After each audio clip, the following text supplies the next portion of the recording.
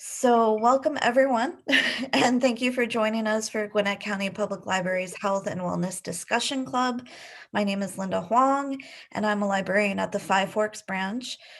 Today we will be discussing the topic of epigenetics by examining Bill Sullivan's book, Pleased to Meet Me.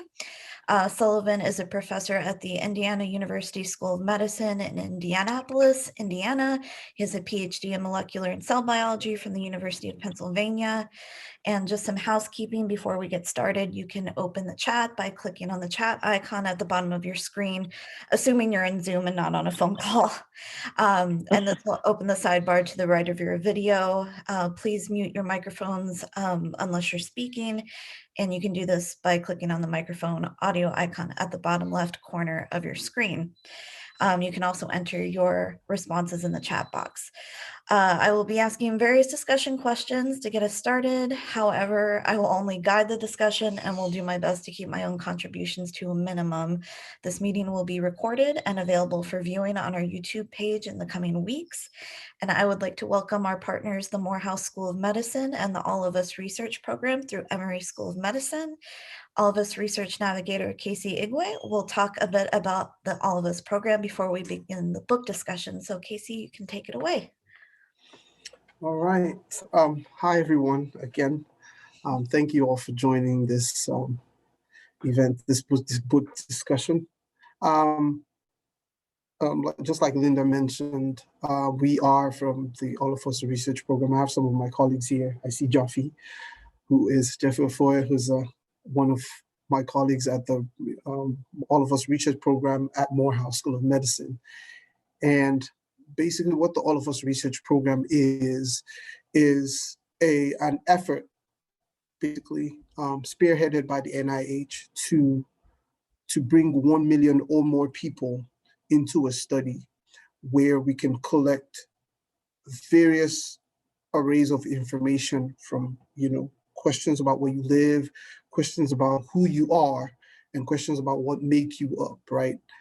Store that information together, aggregate it together so that it can be like the bedrock of the future of medicine. And the main idea behind that is precision medicine. And what precision medicine means is medicine that's targeted to who you are. So before now, we've had this one size fits all kind of approach where everybody who has a headache gets a pain medication. It's the same one all the time. And then if that doesn't work, you move to the next one. And that doesn't work, you move to the next one. However, we realize that we are all different and what works for one person might not work for the other person. So it will be actually paramount for us to understand what are the things that affect how we react to our environment and how we react to medications and how we react to treatments that help us to benefit from those treatments. One example is the discovery that I think I'm trying to remember what blood pressure medication it is right now. I can't remember the name, but they found out that for a lot of people that are from Southeast Asia, they don't have the receptors to be able to adequately break down that medication, right? Therefore, when they take it, it has absolutely no effect on them. However, everybody else takes it and it's good on them. It will save them a lot of stress and money if we understood that from the get-go before a doctor says, hey, this is what I'm going to give you. And that's where the All of Us Research Program is. What we do basically is we are collecting a lot of information now. You have to fill out surveys. There's 3 preliminary surveys. There's lifestyle, your general info and your general info, lifestyle, and health information. You fill out those surveys, and then we'll invite you to the Morehouse School of Medicine to do physical measurements on you, and then we'll collect urine and blood at the end of the day. And participation is really easy. The coronavirus kind of put us out of action for a long time, but we were still engaging people in filling out the surveys and participating. There were cope surveys, seeing how people coped with the pandemic, asking questions like that. And there were other surveys, access to healthcare. All those things came out in this period, but now we are back in person. And for anybody that wants to become a part of the study, all you need to do is go. We have a landing page on the Morehouse School of Medicine website. It is msm.edu/all of us. Okay, HTTPS, obviously, secure HTTPS Morehouse msm.edu/all of us. And basically what it does, it takes you to a landing page where we just ask you for simple things, your first name, last name, phone number, and email, so that we can give you a call and then, be able to walk you through how to go in and register for the program. To find out more about the All of Us research program, you could go to joinallofus.org. It is joinallofus.org to find more in general about the program. But to participate, it would be better for you to just go to the MSM website, msm.edu/all-of-us, so that you can get a call from somebody to walk you through the program, explain what's going on with the program, and schedule an appointment for you to. You can also call us, pull out the number so I don't forget. You can also call us at 404-752-1120. You can become a part of this historic adventure that we have decided to undertake. All right, thank you, Casey. That's wonderful. So that kind of does tie into our topic tonight. We are talking about epigenetics, and my understanding. I'm personally very interested in the idea of epigenetics, and in reading the book "Pleased to Meet Me" by Bill Sullivan. I learned specifically that epigenetics. Let's see, what is the the means by which the outside world interplays with our genes is known as epigenetics, or processes that affect gene expression without changing DNA sequences are epigenetic or beyond the gene. My initial question was, what is epigenetics and what our key takeaways are? And since we kind of have a small group right now, I was wondering if any of the experts here could talk about how maybe the All of Us research program kind of has to do with epigenetics, since you talk about targeted medicine and that sort of thing.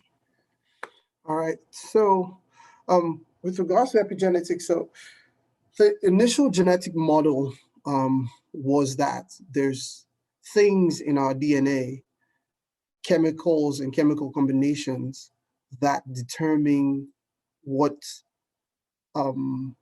characteristics we manifest as we grow, right? The concept of epigenetics became something that was really important when we started to find out that the environment actually affects how we grow or how we manifest those things that we manifest. And in turn, those things that are somewhat derived in a sense are passed down to our later generation. So you can have twins that grow up in different places and they look different, even though they are fraternal twins and they're supposed to look exactly the same. But you find out that if somebody grew up in a tropical area, for example, and they're white, they're more likely to have freckles compared to somebody who grew up in like cold regions like Canada or in the Scandinavians, right? Even though they're fraternal twins, because they grew up in different environments, they will tend to have different characteristics when they grow up. Now, those things, even though derived, are able to be passed down to generations. And it was basically looking at how those chemical combinations change a little bit to form other characters that we can now pass down still in our DNA, right? So how does the All of Us research program come in? Understanding who you are and the things that have affected you throughout growing up. And that's why we collect a wide array of information. We're collecting things, we're talking about lifestyle. We're talking about your zip code, where you grew up, how those things affected you. Did you smoke? Did you drink? Have you ever, in what quantities have you smoked tobacco? In what quantities, what are the kind of foods you eat? What do you understand? How and everything as much as possible that we can put in a piece of paper basically, or in an electronic form that we can ask and you can give an answer to. We're asking all those questions, seeing how those people, being able to group people into different categories so that we can treat them the best way possible for them. So treatment methods, medications, because two people are Asians, if one person grew up in a certain environment, they might react better to a certain drug compared to somebody else. So that's where the all of us research really comes in. It's just gathering all this data so that scientists can look at people and make treatment procedures and treatment materials, drugs, and all of that cater to each individual's differences. Thank you. Yeah, it's very interesting. In reading the book, they talk about stress, abuse, poverty, neglect can all affect how our genes are expressed. And I guess it would be surprising to most people to learn that, the environment can have such an influence on our genes. It's not changing our DNA, it's just expressing it in a different way. And I think, would you say this is a pretty accurate description? The author said gene expression is a dimmer switch, not a light switch. So it can change things like a knob. Is that pretty accurate? It is. It's a very accurate explanation of what epigenetics is. So it's like you'd be more likely to manifest a particular thing a certain way if you were exposed to a certain thing in an environment, but it's not changing what's in your DNA. What's in your DNA is what's in your DNA. It's just changing how you express those things. So that is a very accurate statement when it comes to what that is. I mean, I could think of so many examples where the DNA itself doesn't necessarily change. It's just how it's expressed. For example, one of the big examples is people who have red hair, for example, right? Those people who have red hair are more likely, depending on the combination of genes from the father and mother, to express that red hair, right? But if a person grew up, and I've heard that, I've read a lot about, like a lot of people from Ireland tend to have more red hair than anywhere else in the world, right? Even though people from Ireland are predominantly white, when they marry somebody else from even within the UK, the gene for red hair is usually less dominant if they grew up in Ireland. If they grew up outside of Ireland compared to if they grew up in Ireland, because so it might be that there are other factors. It has not been totally studied up as to what else contributes to the manifestation of red hair, but it's just a known thing that if you had a mother that was English, for example, and a father that was Irish, and they were twins, the likelihood is, there'll be a higher likelihood of expressing the red hair if the person actually grew up and lived in Ireland, ate the same things they eat and everything, as opposed to if they grew up outside of Ireland. So, but they still have the gene for red hair.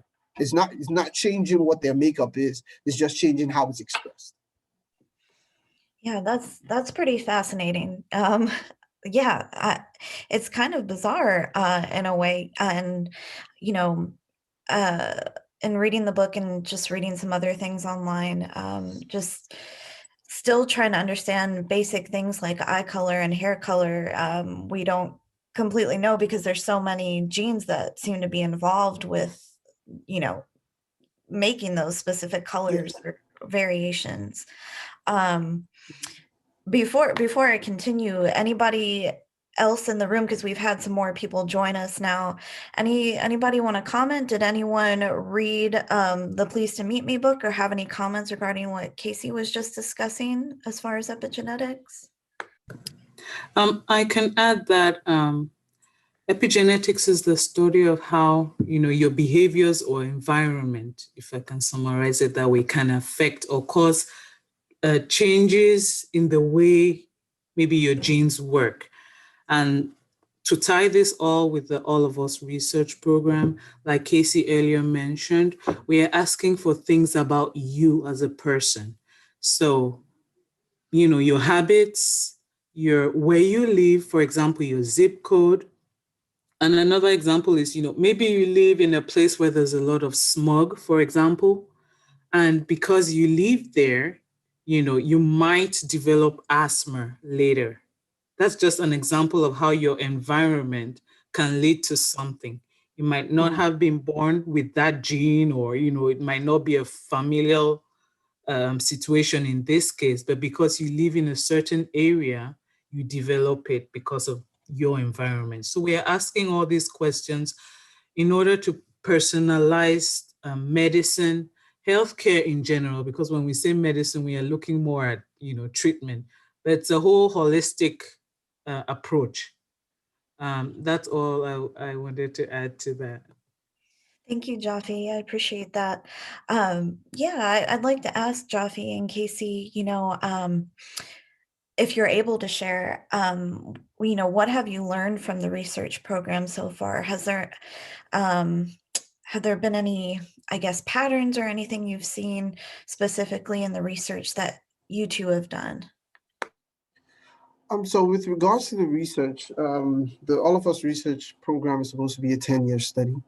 The first 5 years is supposed to be just collecting information, and that's where we are. I think we're in year 3 right now. We're about to start year 4 in July, I think, July, August. So we're still in the collection phase. There's been minor descriptive studies that have been looked at just individually by different researchers, just to see what the demographic is like. Even we just on a more casual basis, just to understand our people, do some really small analysis just to see what's working where. For example, the kind of language that we use.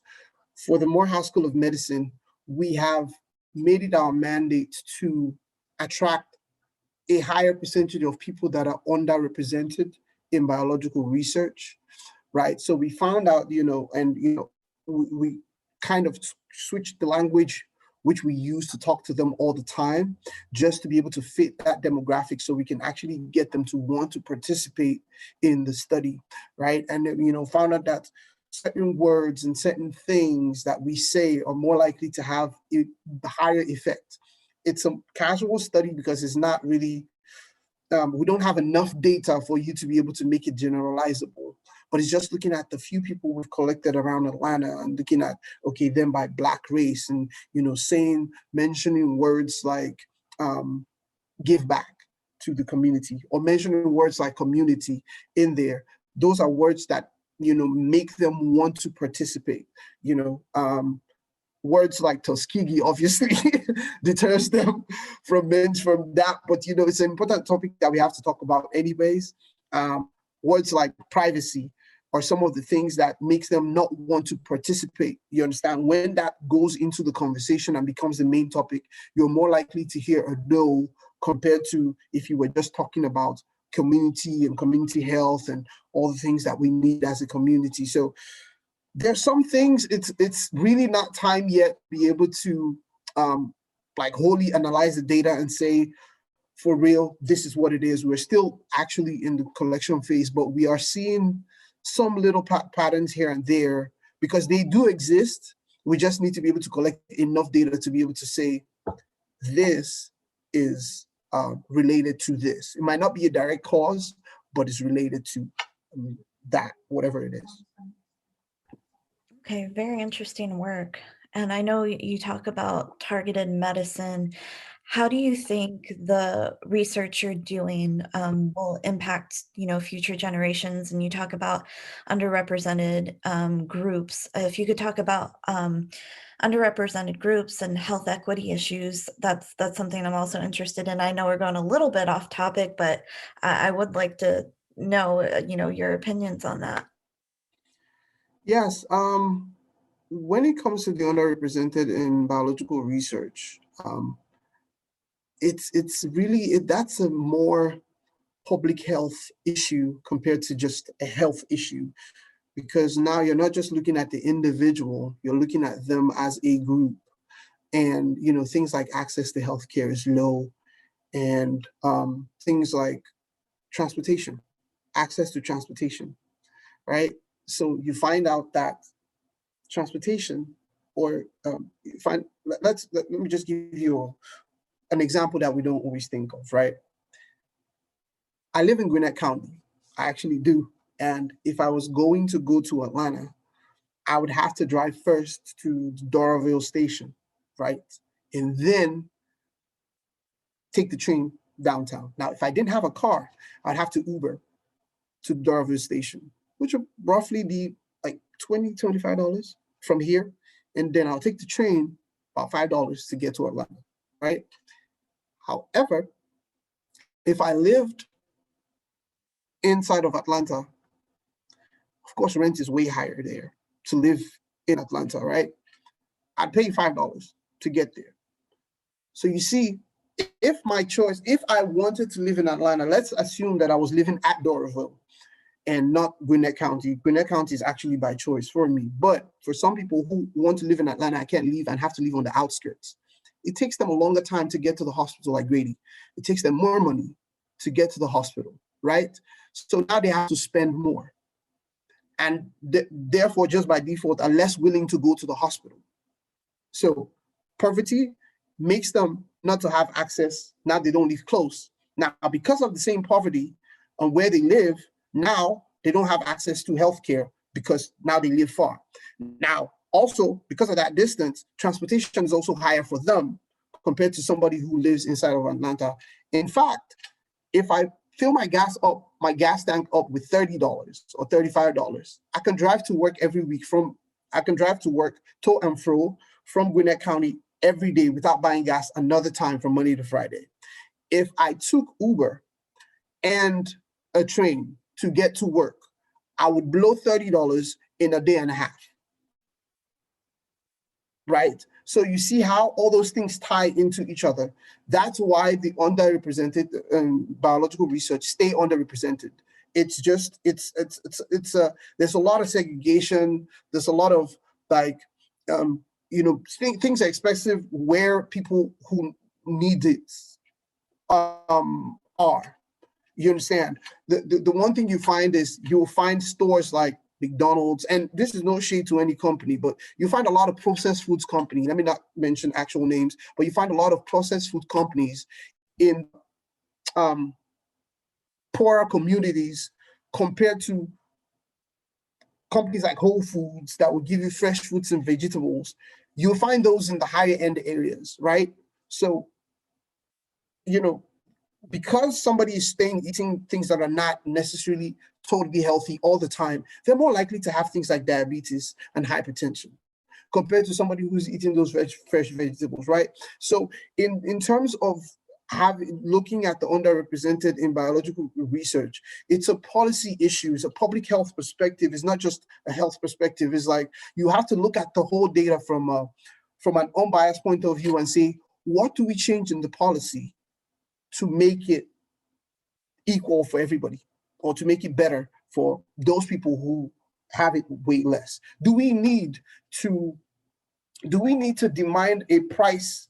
Do we need to demand a price regulation for certain things in certain areas, right? Do we need to demand that if stores, for example, the NIH requires of us doing the research that the All of Us research study has to have an amount of UBR, we call them UBR, underrepresented biological research, that mimics what the situation or the population of America is. I think it's about 13%, right? So they're saying that 13% of the population has to be of minority ethnic groups, basically, right? Now, when you look at it from the perspective of policy, can we say that can it be demanded that if Whole Foods, for example, is going to have 5 stores, for every 5 stores they have in the better areas, they have to have 2 or 1 in the lower area, and that becomes a mandate,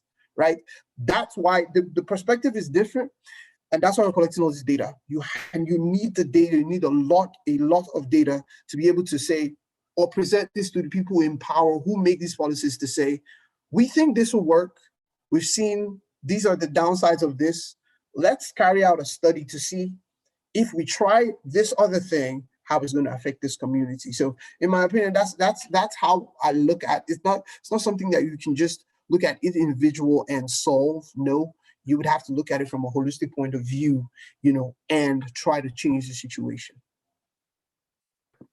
Excellent, excellent. I guess you could say inequity is truly bad for your health in general. Absolutely. Yeah. Interesting. Yes, Yeah. it is. Thank you for sharing that. I think someone is raising their hand. Let me see if they have a comment. Cheryl? Yes. Hi, good evening. Good evening. What would you like to say? My name is Cheryl.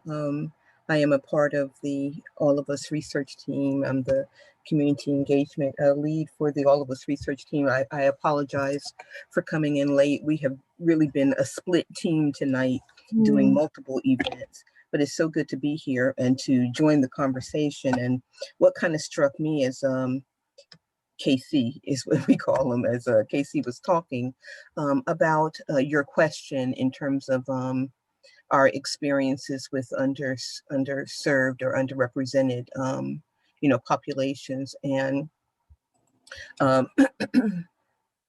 we just find that Black and Brown communities, a whole, are labeled as underserved and underrepresented, specifically African Americans, because they make up less than 5% of those who are active in research. And, just to talk about what we're doing here, what we're trying to do here, it has been an uphill battle, an uphill task, not only to share with Black and Brown, populations and communities, specifically the African American community, not only to share with them, but then to reach them. It's quite a different thing to, speak to people. They'll hear what you're saying, but often they're not receiving it, which, kind of goes in and causes a reaction, a response, and change. And people, our experience has been, I guess more often than not, people have a bit of an automatic rejection right off the bat based off of history, or, they might not even think of the history, but if their friend says, something about history, then, oh yeah, it's because of that. And, our goal is to, share and let people know we can't stay in the past. You have to be in it to win it. You have to make, make your own contribution to change. And, it's been slow going, but, the good thing is change is coming, literally, one by one. Often see, one person participate, then they'll bring, either a friend or a family member, and then another family member. So, we're making some strides, but, within either a family set or within a set of friends that, spread out the word. It's just literally like branches, a branch, and the buds that come from that, and you kind of, spread. But, it has been ongoing, but it's encouraging because we know the importance of it. It's not like we're just, I don't know, selling, I don't know, race cars or something that really may not necessarily have such a significant impact. We're really, the changing the scope of healthcare treatments for people for tomorrow, is a worthy cause. It's a very important issue, and we strive to, get that across to people. And so, like I said, it's been, kind of slow going, but it is, consistently, week after week, at least 1 to 3 are participating, and, we're proud of that. That's it. Thank you, Cheryl. Yeah, thank you so much for sharing that. Yeah, it does sound like it would be an uphill battle in gaining people's trust, with their medical information, very personal information, and they may just be distrustful of, the system, or they come from a segment of the population where they might not feel comfortable, or they may have undocumented family members or something like that.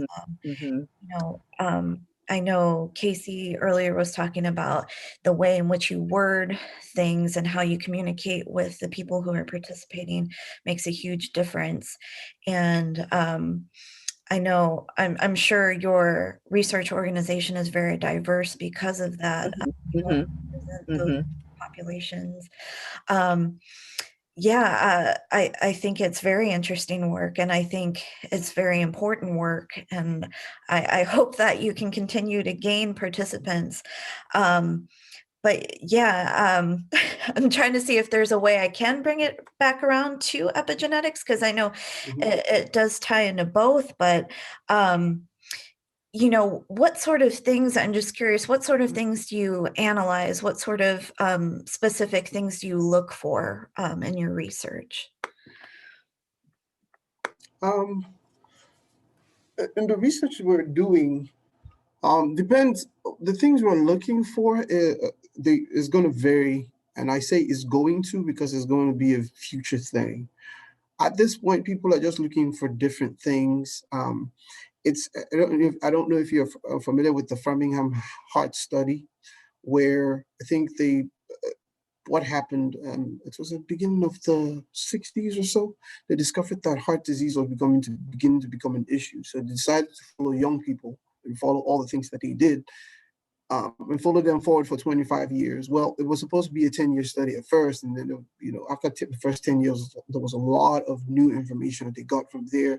They were like, oh, okay, we need to keep doing this, and follow them for another 15 years. So what that created was a huge database for which, if I decided today to say, I discovered that people who live in, let's say, Lawrenceville, for example, or east side of Lawrenceville, they probably have a lot of older houses that had some asbestos and all that stuff, right?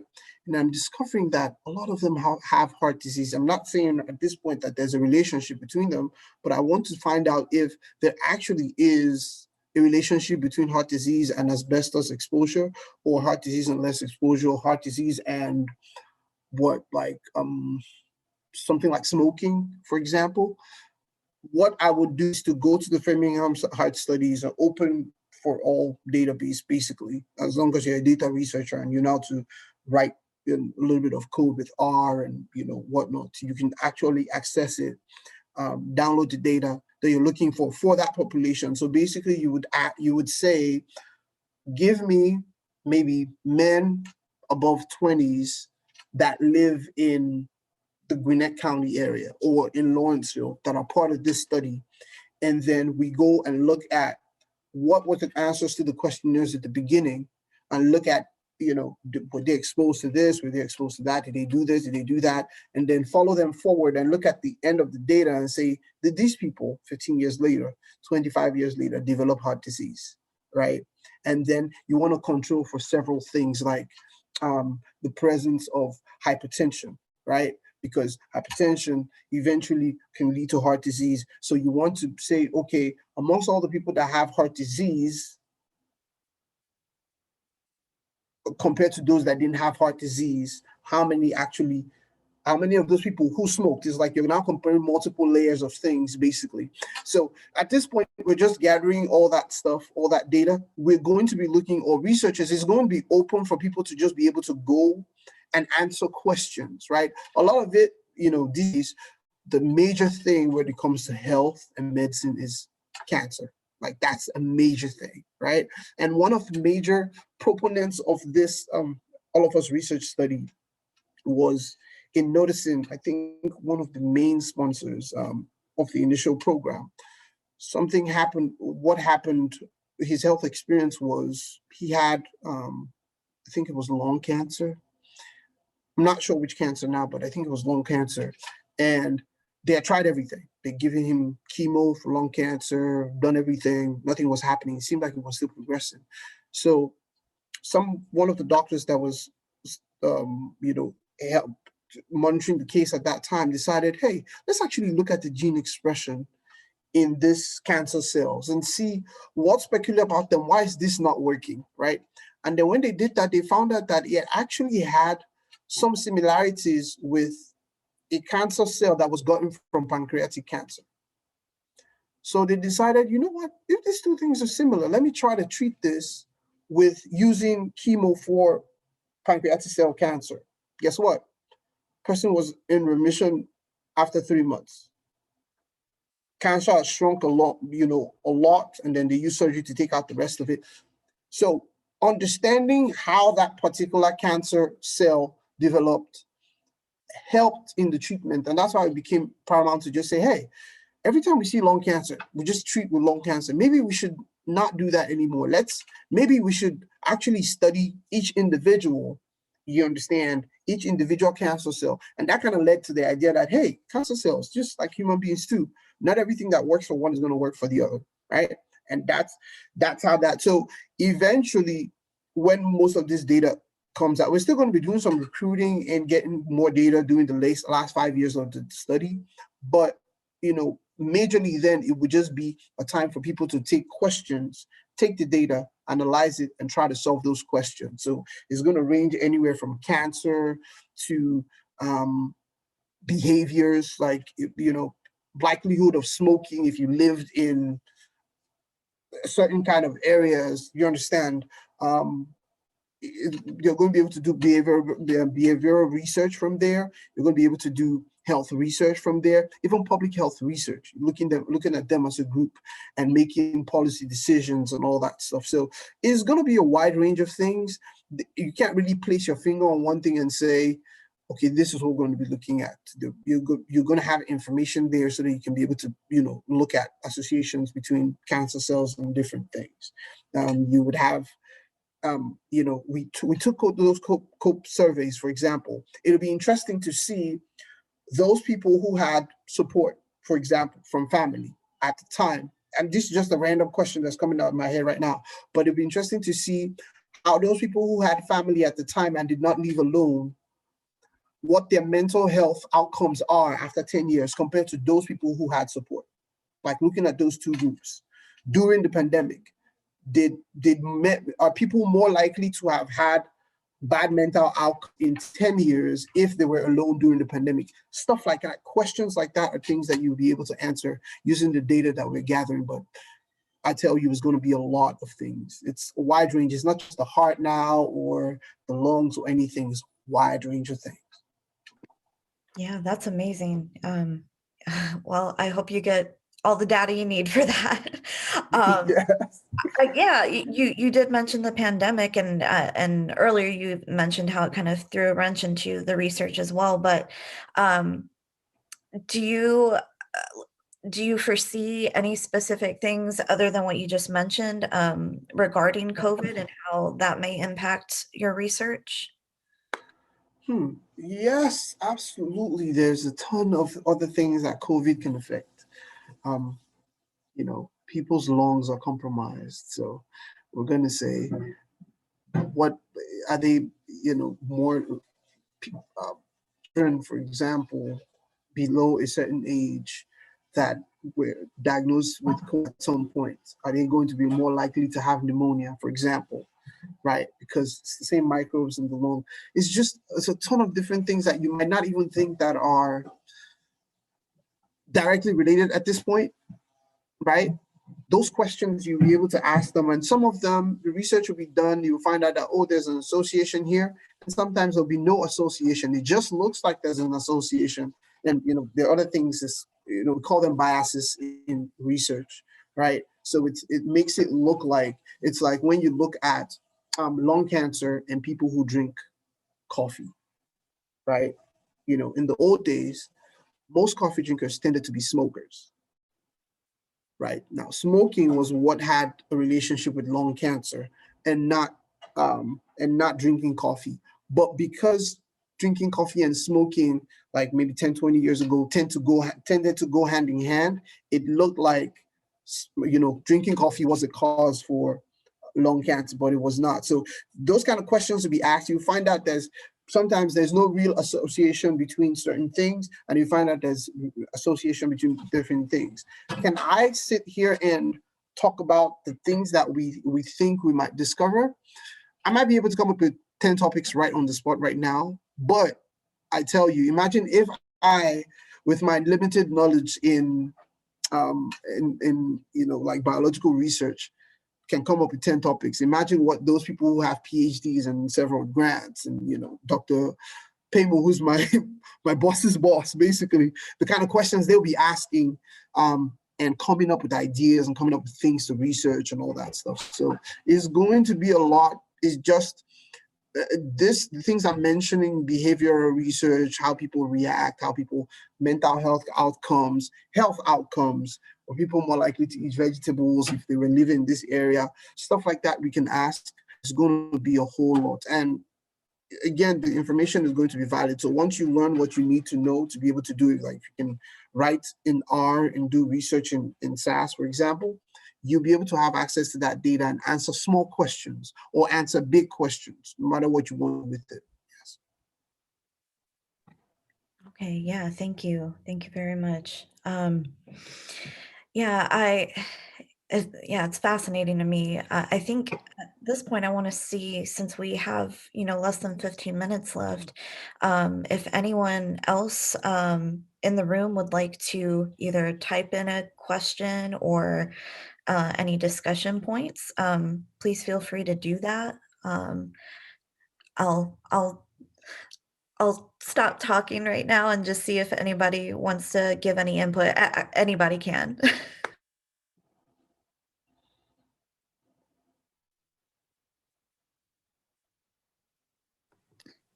So just to add that the All of Us research program, it's not a clinical trial. It's not a healthcare system. We don't give out any treatment. All we want is for you to share information about yourself, so that the goal is to tailor healthcare to each individual. To just share the information about yourself, about your habits, about your family history, your medical history, and we would see how those different factors correlate or how they affect or contribute to disease or health states. There's some people who live healthy all their lives. We would like to find out what is it that is in them, what is it that they do that makes them stay healthy all their lives. Some people fall sick, they're always sick.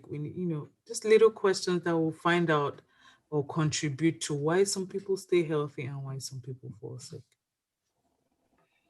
And participation is free. You do not pay a dime. Right. And all our participants need to be 18 years and above. All walks of life are invited to participate. Thank you, Buffy. Yeah. You mentioned, what makes a person healthy their entire lives, and other people that are constantly sick or have some kind of ailment going on most of their lives. I'll be curious to see, how much of that is in their genes versus how much of it is in regards to the environment, like what we're talking about in this book. I think, let's see, some of the other things that were mentioned that, that could affect your DNA or that could damage your DNA include UV light, tobacco, alcohol, asbestos, coal, engine exhaust, air pollution, processed meats. And I know you both mentioned several of these things. They also talk about endocrine disruptors, BPA, pesticides, medications, DES. It sounds like what you're doing could inform a lot of this, existing research, and hopefully solidify or give us more information. I know the more information we learn, the less we know technically, because it opens up a whole new world. Yes. Let's see. I'm curious if, the book also talks about the microbiome. And the gut bacteria is a major source of neurotransmitters that may modulate moods, personality, temperament. Is that something that you think could be explored in your research in the future?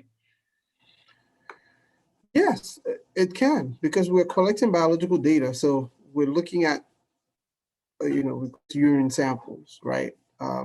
Urine samples will have a lot of, biological microbiomes, maybe not alive at the time, but there are ways to test if they were even there at all based on manifestation of certain things, antigens and all the rest, right? So, and you'll be able to look at the person's answers to the questions, to be able to study some of those things and how it might have affected those things. You balance for all the other things that might affect or that might cause that particular behavior or manifestation, right? So those things, yes, can be studied from what we have. Like I said, it's we're just building a diverse database, right?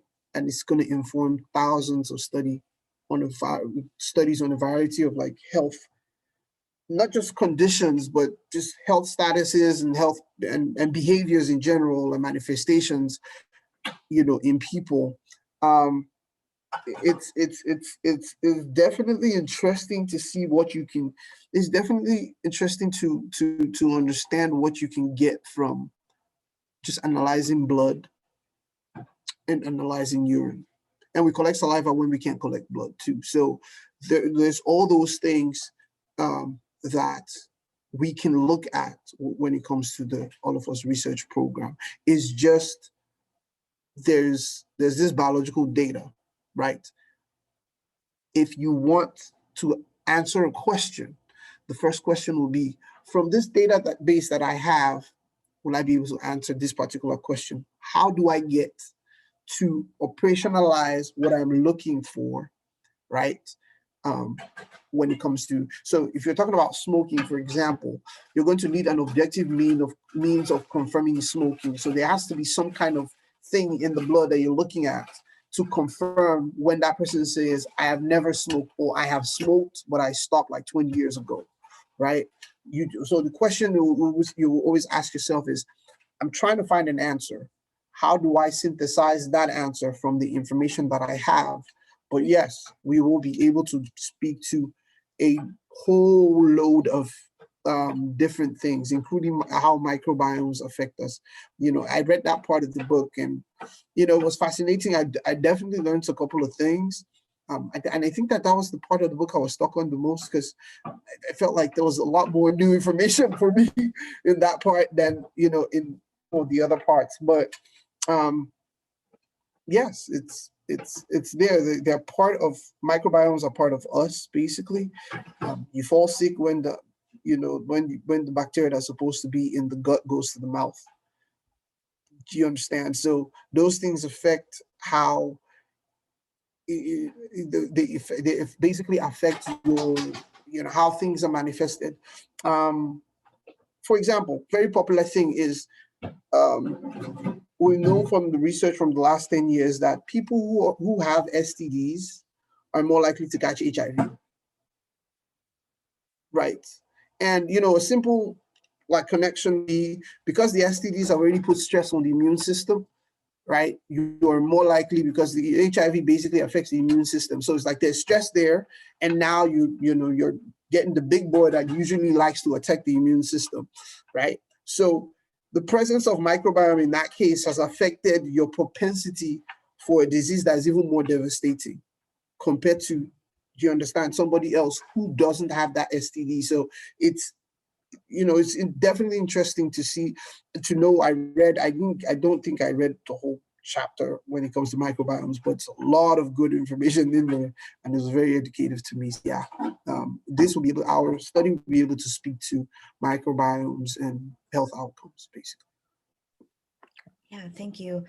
Yeah, I think the concept of the microbiome, I had known a little bit about it, but in reading, with fecal transplants and things like that, and how it can change people's moods and possibly depression, depending on the person, there's still more research that needs to be done, but it's just almost a far out concept to think that bacteria in your gut can affect you in so many other ways. And I think I just saw Jaffe, she posted in the chat that your gut houses your immune cells. So it has a huge effect on the rest of your health. And it's very interesting to me. And I think, once again, that's another concept that I think a majority of the public would be surprised to learn. Yes, yes. Would anybody else like to say anything? We have about 5 minutes left, and then we'll wrap it up. Yes, just to share that, you know how sometimes people participate in research and then they don't know what the outcome of the research is. But with this program, with the All of Us research program, you are a partner. So you create an account with the program. So communication between you and the program is through your account. You log in there. If you have results available, it's on there for you to see. And there are a few questions on there you would answer, and you say, hey, this is how you compare, or this is your answer compared to this number of people who took the same survey, for example. So it's a partnership. All the different studies that will be carried out, all partners would be informed of those studies, and you would always consent which results you want to get or you don't want to get. Right now it's the genetic profile, which is we have a few return of results right now. Those who participated 2 or 3 years, they have their genetic profile results coming in with ancestry results, their risk for certain diseases and cancers. So those results are beginning to come in. So all of that is part of the study. And if I may add on that a little bit, it's those consents that Joffrey spoke about that really set the All of Us research program apart in terms of the injustices of yesterday. No one had consented to anything. It was, you were told it was this, but then it really was for that. And so we really, as Joffrey pointed out, seek to not only, get people to participate, but you are a partner along the way. It is you and the All of Us research program. And that's why I put, the little blurb in there about sharing. It really does, it impacts the level of research. No two people are alike, no two set of genes are alike, just like the study in terms of is it epigenetics? You get from one person, and as you said, sometimes it opens up a whole nother door, maybe a whole nother world. But it is the necessity of the sharing that really benefits it. And we're so proud that people can share anonymously, or they can share to a certain point or extent, or as long as they want. And so that's the beauty of it. Yeah. Thank you. And I was gonna Go ahead. Sorry, Casey. no problem. I was gonna add that participants get to choose how much they want to find out. So that puts the power in your hand, because some people don't want to know if they're more likely to have breast cancer. It's a good thing to know, but some people don't want to know. And, so it puts the power in your hand. It makes sure that you don't have unnecessary anxiety for, something. And just like was mentioned earlier, a lot of the consents tell you exactly, this is what you're participating in. We're doing this, and we're not doing anything beyond this. Now, this you would know, and this is where we're going to use your information.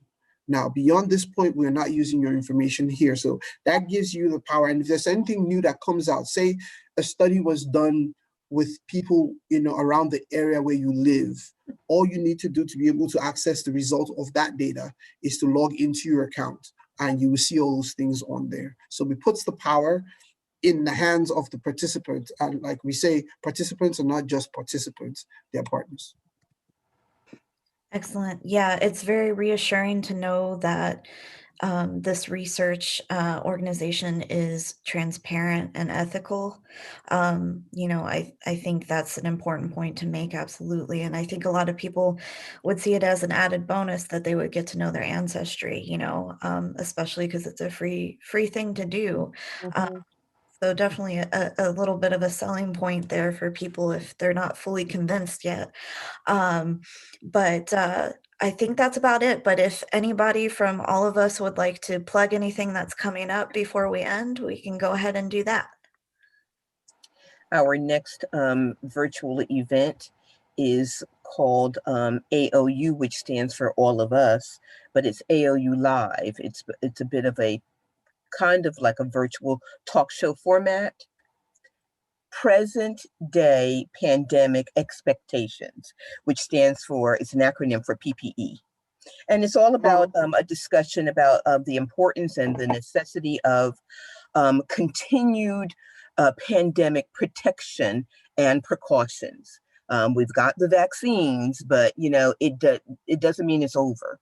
And so it's going to be a great discussion. That's April 28th. It's still a bit of ways off, but April 28th, and we'll be sharing the links and the flyers with you, your organization, and others shortly. Okay, excellent. And if you do want to contact us, if you don't know how to find all of us or anything like that, you can always contact us through our website, which is gwinnettpl.org, or you can give us a call and you can get in touch with me. My name is Linda Huang. I work at the Five Forks branch, and we can get you that information if for some reason you can't find the All of Us research. But the website that they provided was the msm.edu/allofus. So please go check that out. And I appreciate you all attending. Thank you. Nice being here. Thank you. Have a good night. Thank you. You Bye. too. Have a Bye. good night, everyone. Bye, everybody. Bye, everyone. Great job. Bye.